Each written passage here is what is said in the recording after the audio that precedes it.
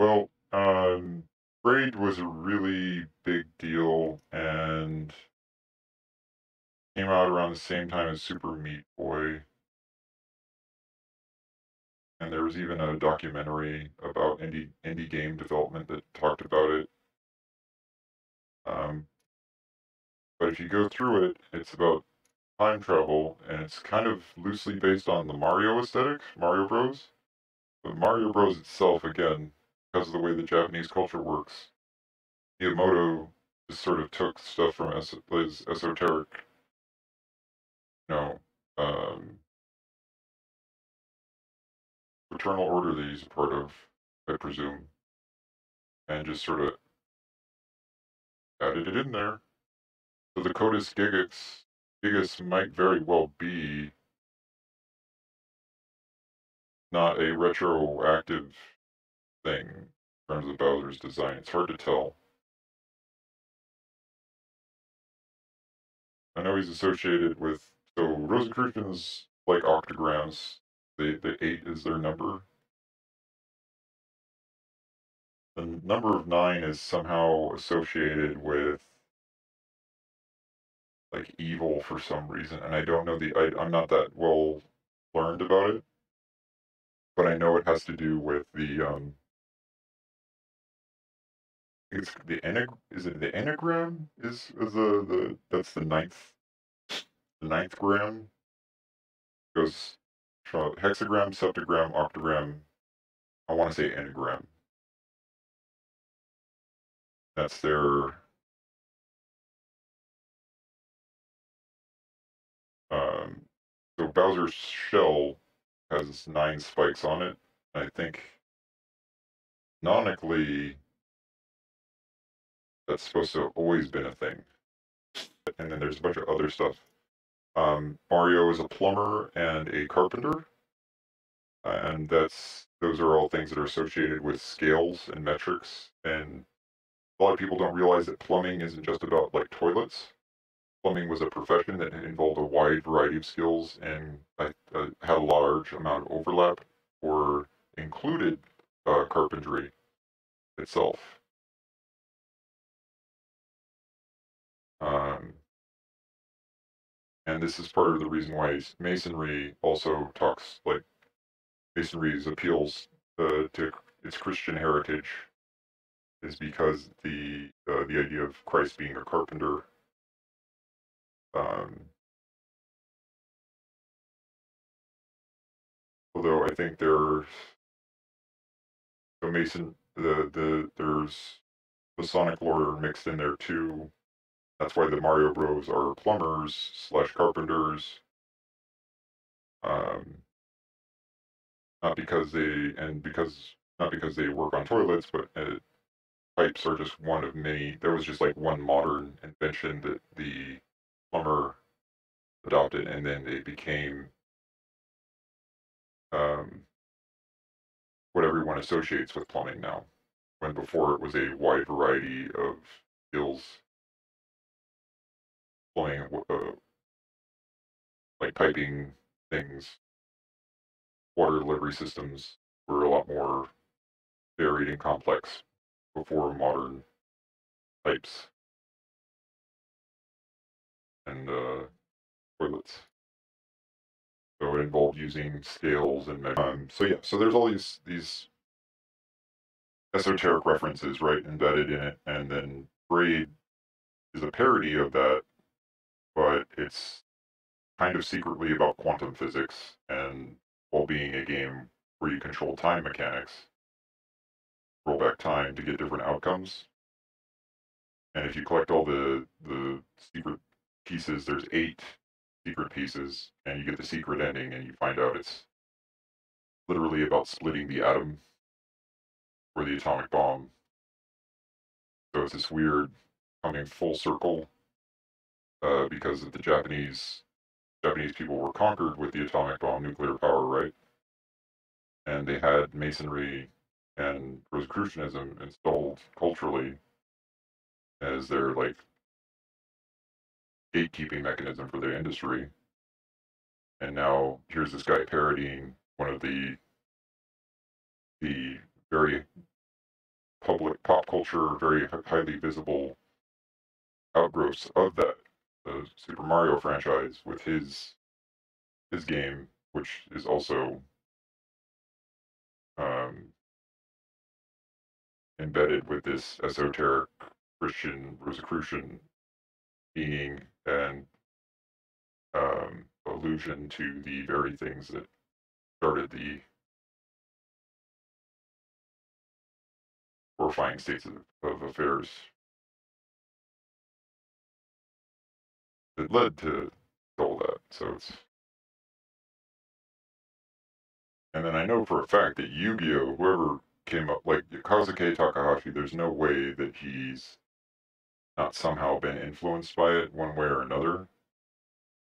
I mean, Duelist of Roses is the dead giveaway, and then the fact that I think in GX, was it GX or was it towards the end of the Yu-Gi-Oh proper? There's some duelists using rose-themed monsters.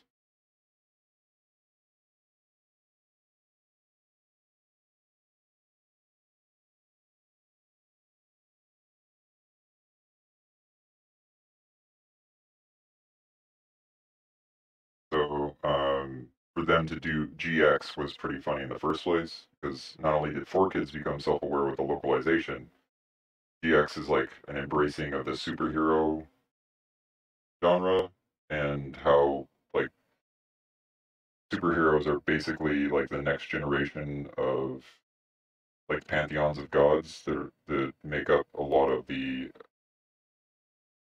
lore that the the esoteric these esoteric groups subscribe to anyways. Often that happens. How people get caught up. I think organizations get this weird like tunnel vision mentality.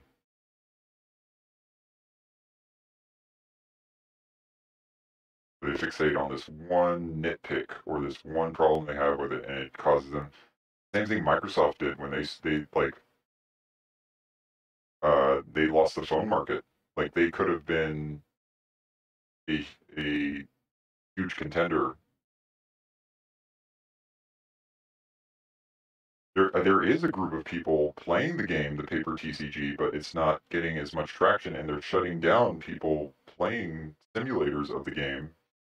It's like if you guys just put out a real versus system game on Steam, you there'd be this huge beacon because they're afraid that they sue it for copyright because they think it's gonna somehow eat into their profits. But like I just ran you through the logic there. It's like this is not what's happening. And even like the people who run their card database have even gone out of their way to change the way the card database works so that people can't pirate the copywritten images. Yeah, like 90% of the application's already done. This is another thing. Like I actually am a huge fan of free open source stuff in the first place. Like I hate black boxes. I hate proprietary BS. But like it, I mean, think about it this way: there are Linux systems, a free open source operating system that people pay for a commercial version of, so that they have professionals constantly servicing it. So the software is all free, right? It's free open source. Anyone can use that same exact software, but there are corporations that are profiting by servicing and maintaining and modifying that's free and open source software for you. Is there a little bit of proprietary software mix in? Yes, unfortunately, but they're making money, and it's like um, Canonical, Red Hat, they exist, they're a thing, and they have pretty good market share. Now, granted, Red Hat is a product of InQtel, and that's CIA's financing division, right? It's their finance, so Red Hat is probably a CIA front, but I mean, still, Canonical mostly probably isn't. and they're making money. And uh, in my eyes, I think there's enough justification right there that I mean, most of what we do with proprietary software is obviously a thinly veiled lie, or it's just straight up ignorance. So I think I don't, at this point I think the government should basically make software mandatorily open source, but they're um, and that would actually probably improve things for tech companies that are still holding on to proprietary closed source software. Like their business would probably do better, like if they were forced against their will to do this.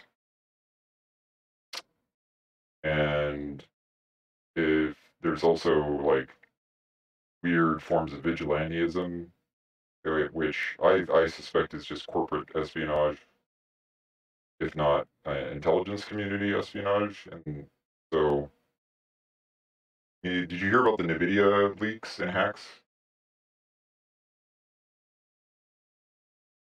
Somebody ransomwared NVIDIA to force them to open source their GPU drivers.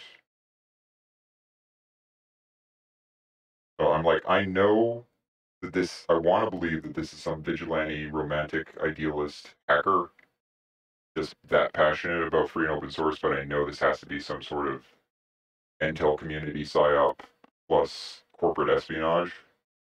There's no way that that's not. I mean, like the way that I interpret the news, anytime North Korea does any kind of hacking, read